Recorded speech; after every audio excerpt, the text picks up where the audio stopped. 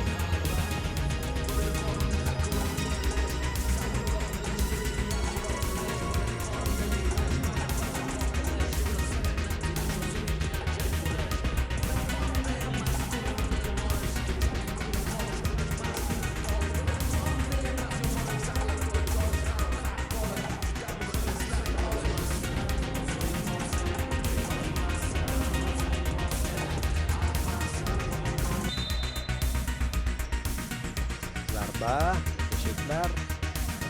Keyin to'p darhol Tojikiston terma jamoasi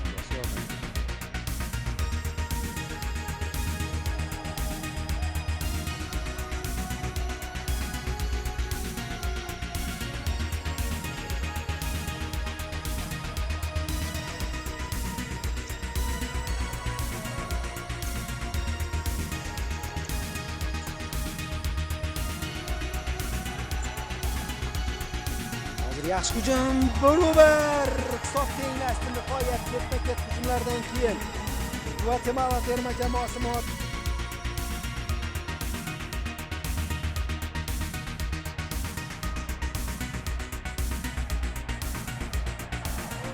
va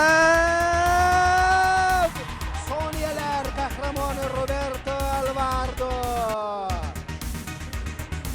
dublini rasmiylashtiryapti. Hujumga berilgan Tojikiston darvozasi deyarli bo'sh qoldi va bu yerda futsal qanchalik quvnoq sport turi ekanligini mana shu epizood namoyish etdi. To'p osilishidagi xato.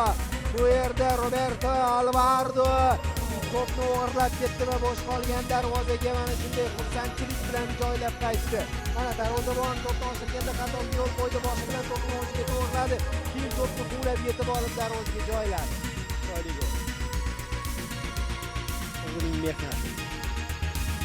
Juda oxir ikkinchi kurashda Roberto Alvarado va qandaydir lahzalar yuksak bo'lib jamoasini hisobga olib borishdi. Nima o'tadi?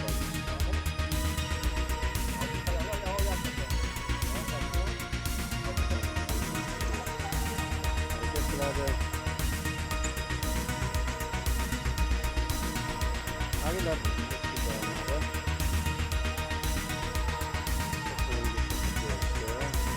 Bahodir Samandar bilan o'ynadi.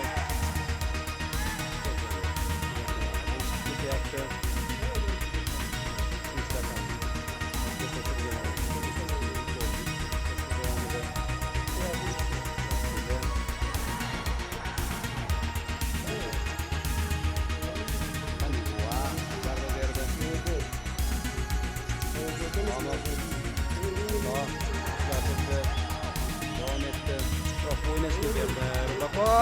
Pas zarba.